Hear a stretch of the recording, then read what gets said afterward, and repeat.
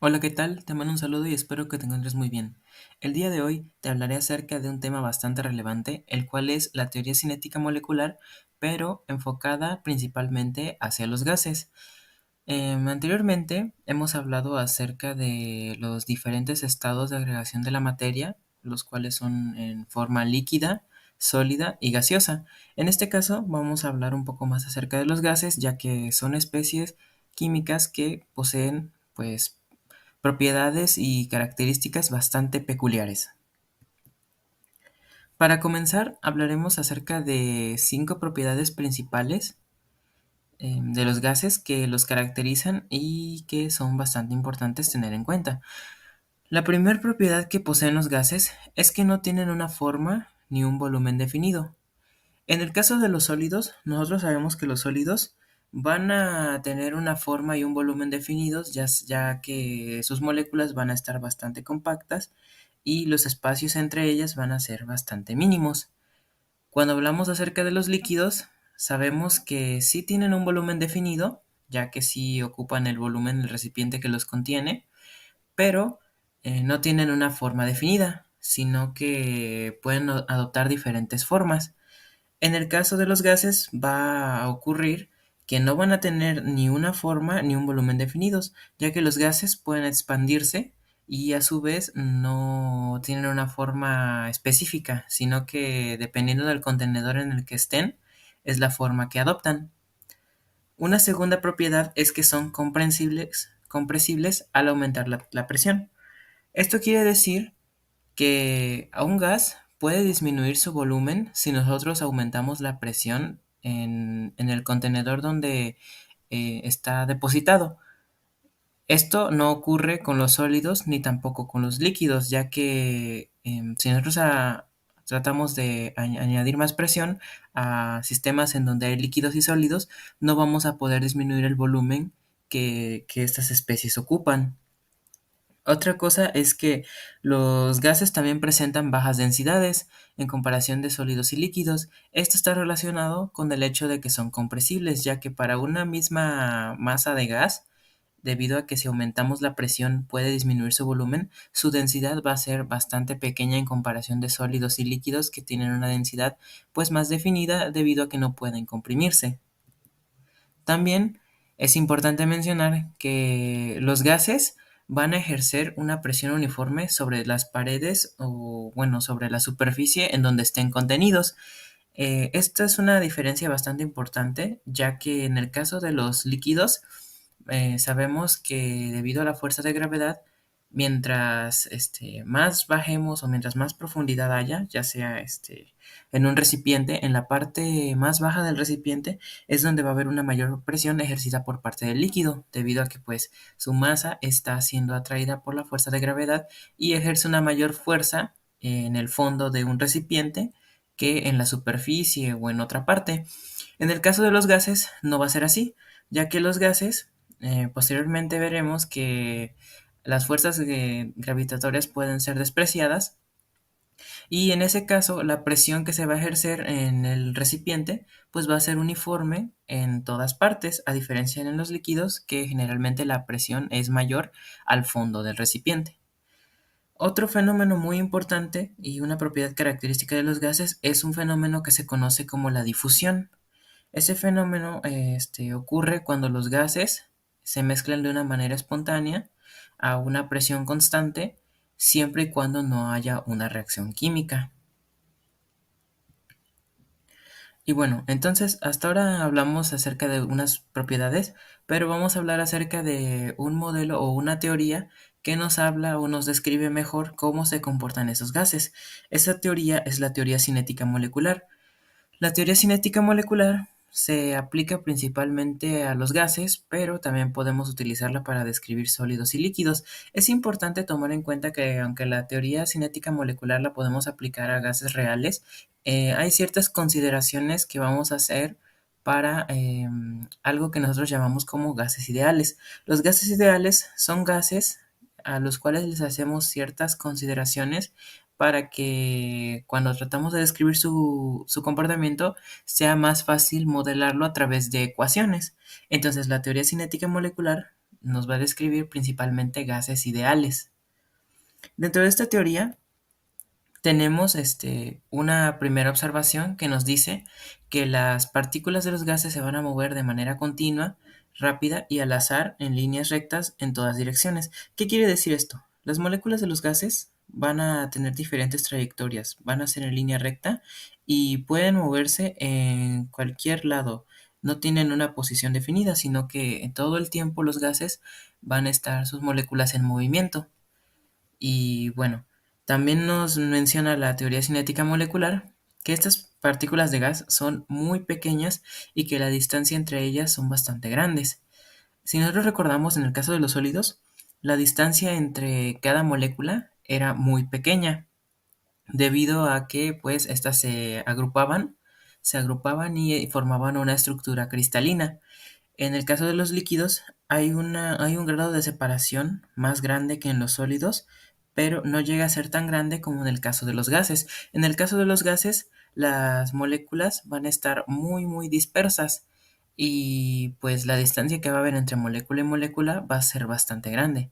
Recordemos que cuando hablamos de estas partículas son muy pequeñas, entonces la distancia que va a haber va a ser bastante grande en comparación a su tamaño. Una parte importante que nos menciona este modelo es que las fuerzas gravitatorias y las fuerzas de atracción entre las partículas del gas van a despreciarse. En esta parte, bueno, las fuerzas gravitatorias van a despreciarse debido a que, como lo vimos, un gas va a ejercer una presión uniforme sobre todas las paredes del recipiente que lo contiene. Y como su masa no es tan grande en relación como la masa, por ejemplo, de un sólido o un líquido, la fuerza con la que la gravedad pueda atraer las moléculas hacia el centro de la Tierra no va a ser tan significante como en los otros dos estados.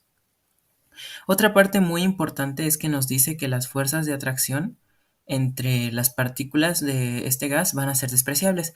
Esto, solo podemos aplicarlo cuando analizamos gases ideales.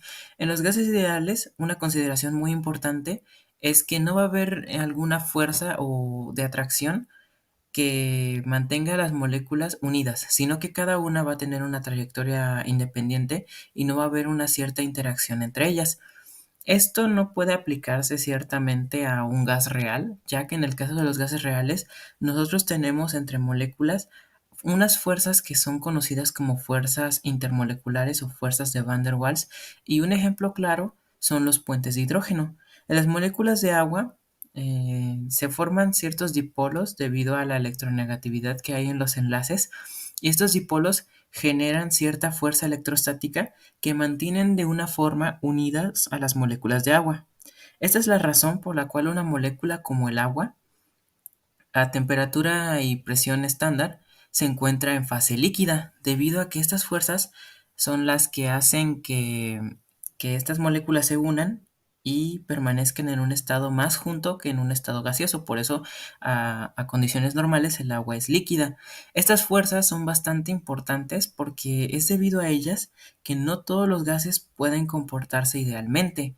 Estas fuerzas representan cierto impedimento a los postulados que nosotros estamos planteando en esta teoría, ya que estas fuerzas de atracción tienen un efecto sobre cómo se comportan los gases. Esta teoría también nos habla acerca de que las partículas de gas chocan entre sí de tal forma que no hay una pérdida de energía. Esta parte también es una consideración ideal que se hace de un gas, ya que, bueno, cuando un gas está excitado, es porque se le ha añadido energía. Y esta energía lo que hace es que aumente el movimiento de sus partículas. Cuando empiezan a haber choques, eventualmente en un gas real se comienza a perder energía. Y es a veces cuando este gas tiende a condensarse. Cuando hablamos de un gas ideal, vamos a despreciar esas fuerzas y vamos a decir que los choques son elásticos, es decir, que cuando una molécula choque contra otra o choque contra las paredes del recipiente, no vamos a perder energía.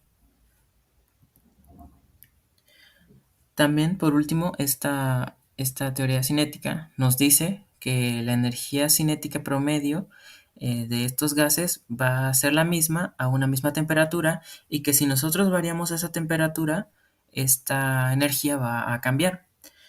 En esta parte, la energía cinética la definimos como la energía que está, que está relacionada o asociada con el movimiento de las partículas. En el caso de los gases, cuando nosotros aumentamos temperatura es porque estamos añadiendo calor a un gas.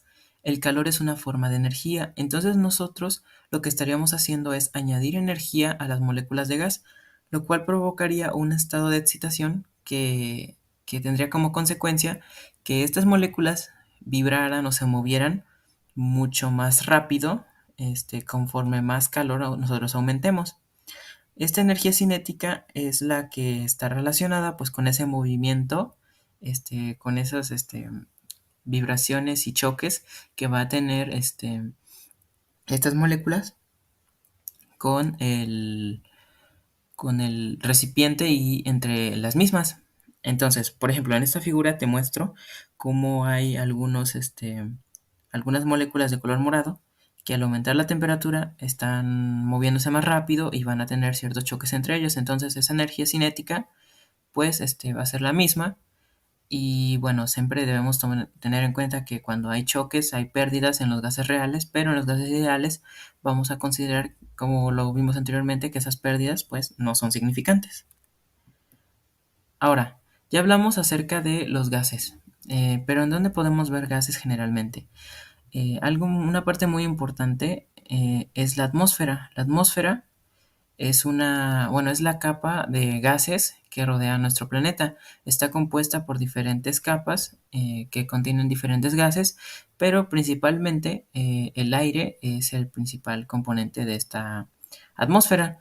Y el aire tiene una composición química donde el 78% es nitrógeno, el 21% es oxígeno y el resto son algunos otro tipo de gases como el argón, el vapor de agua, el dióxido de carbono e incluso otros gases raros. Entonces, la atmósfera es importante porque a partir de ella se genera algo que nosotros conocemos como presión atmosférica. La presión atmosférica es la fuerza que ejerce una columna de aire, que sería la parte de la atmósfera, los gases con los que estamos en contacto todo el tiempo, sobre nosotros por cada unidad de área.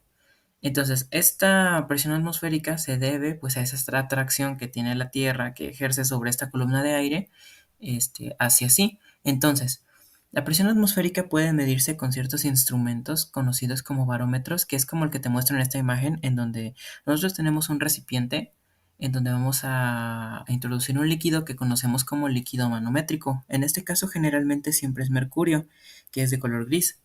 Y bueno, vamos a introducir una vara o capilar y vamos a observar que el líquido, por causas de la fuerza, de la tensión y varias cosas, va a comenzar a subir por capilaridad a través de este capilar y va a haber una cierta altura hasta donde va a llegar. Esta altura está relacionada con la presión atmosférica. La superficie del líquido va a tener una cierta presión que es la que ejerce el aire. Cuando nosotros introducimos el capilar que ejerce un efecto de vacío, por succión, este líquido va a comenzar a subir. Y esa altura que sube es la que está relacionada con la presión que ejerce el aire sobre la superficie del líquido. Entonces, algo muy importante que debemos tomar en cuenta acerca de la presión atmosférica es que esta disminuye conforme nosotros estemos en un punto más alto. Es decir, que mientras más alto estemos, la presión que va a ejercer esta columna de aire sobre nosotros va a ser menor. Entonces, por ejemplo, si nosotros estamos en una parte en la que estemos arriba, por ejemplo, de una montaña, la presión va a ser mucho menor a, por ejemplo, si estamos al nivel del mar e incluso, por ejemplo, mientras más abajo nosotros vayamos más profundo, entremos en el mar, la presión va a ser mucho más grande, porque aparte de tener la presión que ejerce el aire, vamos a tener la presión que ejerce el agua sobre nosotros. Entonces, esta presión atmosférica, mientras más arriba estemos nosotros, vamos a tener una menor presión sobre nosotros. Y mientras más abajo estemos, va a haber una mayor presión, porque la columna de aire pues va a ser mucho más grande. Y en el caso de las profundidades del agua, pues vamos a tener también la presión del agua implicada. Entonces, te agradezco mucho por tu atención, espero que este video te haya sido útil y nos vemos hasta la próxima.